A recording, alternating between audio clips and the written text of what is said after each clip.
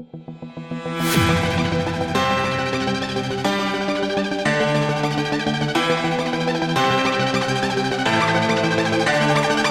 a spring extends by x on loading, then the energy stored by the string is, एक spring दिया है, उसको extend किया यानी इलोंगेट किया x इतने डिस्टेंस से लोड करके, तो कितनी एनर्जी स्टोर होगी उस स्प्रिंग में, और ब्रैकेट में हमें दिया है कि if T is the tension in the string and K is spring constant. K क्या है?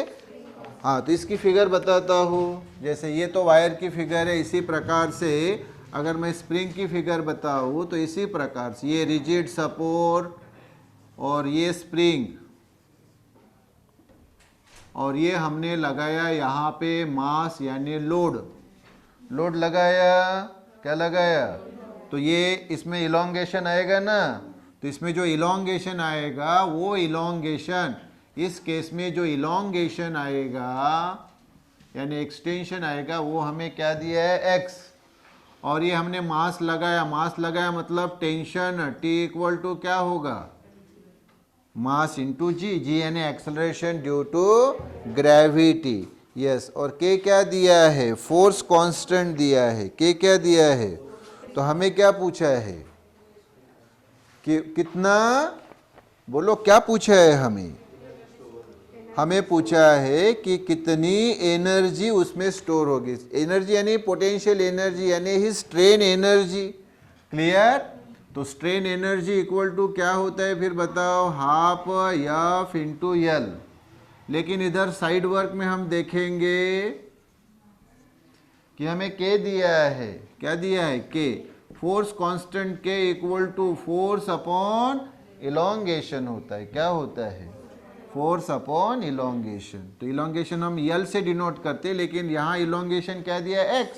हाँ, तो आखिर में L की जगह हम क्या यूज़ कर लेंगे? X यूज़ कर लेंगे, कोई प्रॉब्लम नहीं।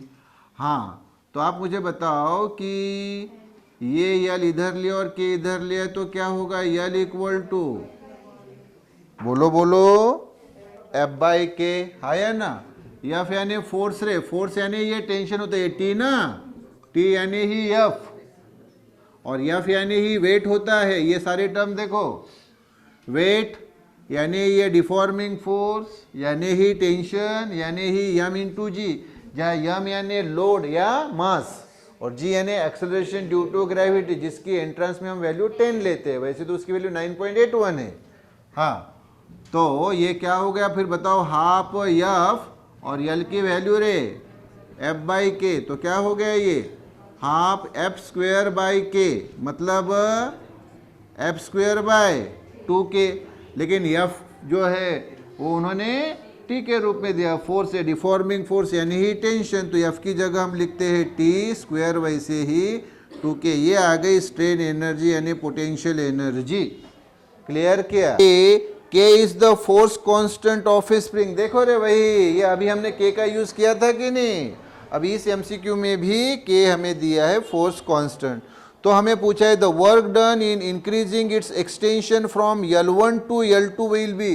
तो उसका एक्सटेंशन यानी रे इलोंगेशन L1 से L2 तक अगर हमें बढ़ाना है तो क्या रहेगा, ये हमें पूछा है।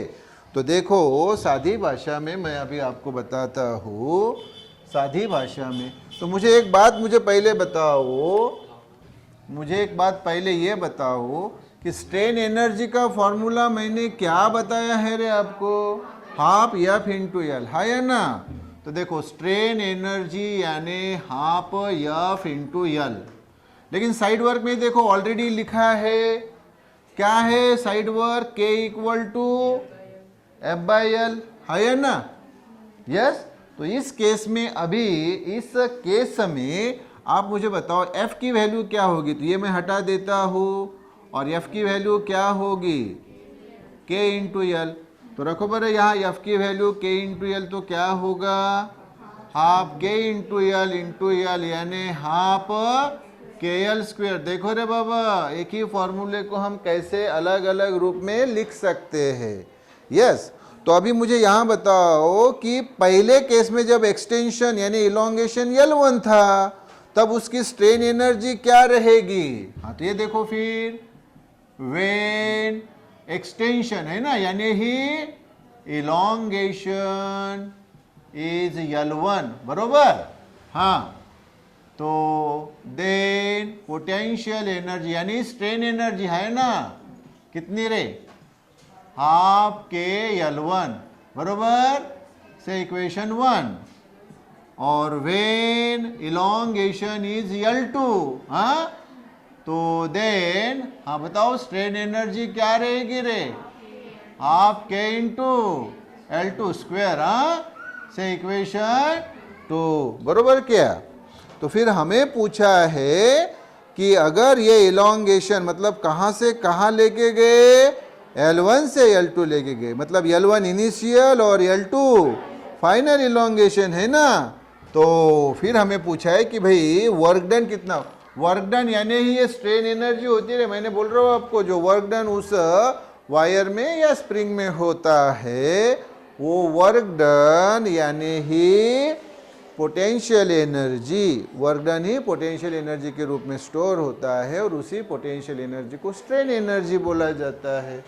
तो हमें पूछा है कि भाई वर्क डन यानी ही क्या, स्ट्रेन एनर्जी। तो मैं लिख लेता हूँ ये वर्क डन यानी ही strain energy when elongation is from L1 to L2, हाँ, तो ये क्या होगा रे, मालूम है क्या आपको, ये final strain energy minus initial strain energy. Clear क्या, बोलो, final strain energy minus initial strain energy यानी हाफ के L2 स्क्वायर माइनस हाफ के L1 स्क्वायर। कॉमन क्या आएगा, हाफ के, बचेगा क्या, L2 square minus L1 square. तो ये आ गया आंसर। क्लियर कर, a wire of length L and cross sectional area, ये देखो ये पहली फिगर, वायर की length L, area of cross section A is made of a material of Young's modulus Y। हाँ, ये वायर का यंग्स मॉडुलस Y दिया है। It is stretch by an amount x, ये देखो इलोंगेशन ये हमने L से डिनोट करते हैं, अब यहाँ x बोला है, नो प्रॉब्लम। तो वर्क डन कितना होगा, क्या पूछा है, बोलो, वर्क डन कितना होगा ये पूछा है। तो मैंने बताया ना, वर्क डन यानी ही पोटेंशियल एनर्जी यानी ही स्ट्रेन एनर्जी है ना। तो वर्क डन जो होता है equal to half F into L है ना, half F into L। Okay, लेकिन अभी हमें साइड वर्क में यहां मेंशन करना पड़ेगा,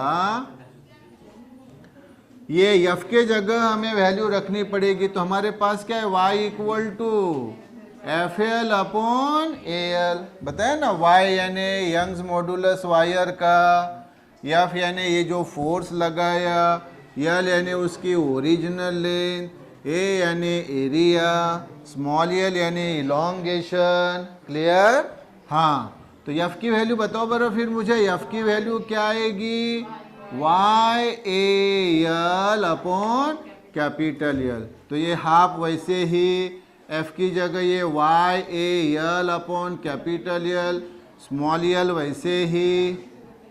क्लियर क्या, हाँ, तो ये आ गया half YAL into L square upon capital L। बस उन्होंने स्मॉल l की जगह क्या दिया, इलोंगेशन x दिया है, तो ये आएगा half YAX square upon L। ये आ गया वर्क डन यानी ही पोटेंशियल एनर्जी यानी ही स्ट्रेन एनर्जी। क्लियर क्या, तो कौन सा ऑप्शन आएगा बताओ बरा, हाँ, ऑप्शन सी, बरोबर। Elastic energy stored in a wire of Young's modulus Y, elastic energy यानी ही स्ट्रेन एनर्जी यानी ही पोटेंशियल एनर्जी यानी ही वर्क डन। क्लियर क्या, बोलो, हाँ। तो हमें फिर से वही पूछा है, क्या पूछा है, क्या पूछा है, पोटेंशियल एनर्जी। बोलो तो इसका ऑप्शन जो आएगा क्या आएगा, देखो इसका मैं ऑप्शन बता देता हूँ आपको कि हमें वो फिर से स्ट्रेन एनर्जी पूछी है, तो क्या है रे स्ट्रेन एनर्जी का फार्मूला। तो उसके पहले मुझे बताओ सेप्यू का फार्मूला क्या है। सेप्यू strain energy per unit volume equal to क्या फार्मूला है बोलो, हाफ स्ट्रेस इनटू स्ट्रेन। लेकिन साथ में मुझे वाई और स्ट्रेस के फॉर्म में बताओ बर, अभी बताया ना पिछले एमसीक्यू में, ये है कि नहीं। हाँ तो फिर ये सेप्यू, अच्छा सेप्यू यानी रे स्ट्रेन एनर्जी पर यूनिट यानी अपॉन वॉल्यूम। ये देखो strain energy per unit volume, clear क्या बोलो जल्दी। वी यानी ये वॉल्यूम, हाँ तो ये half stress square upon Y है ना। तो हमें किसकी वैल्यू पूछी है उन्होंने, स्ट्रेन एनर्जी की। तो स्ट्रेन एनर्जी इक्वल टू ये देखो ये stress,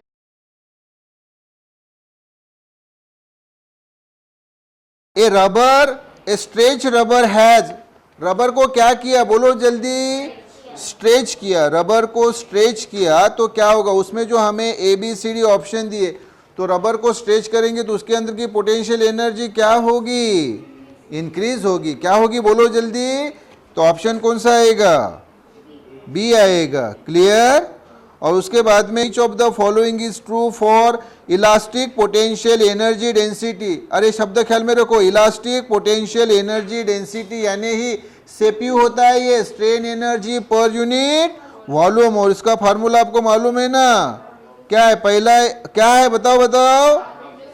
option A energy density is equal to half strain into strain. Energy density यानी सेप्यू होता है रे, एनर्जी डेंसिटी यानी strain energy per unit volume होता है, क्लियर क्या। हाँ तो इलास्टिक पोटेंशियल एनर्जी डेंसिटी ऐसा बोलो या सादे शब्दों में एनर्जी डेंसिटी बोलो, यही होता है सेप्यू।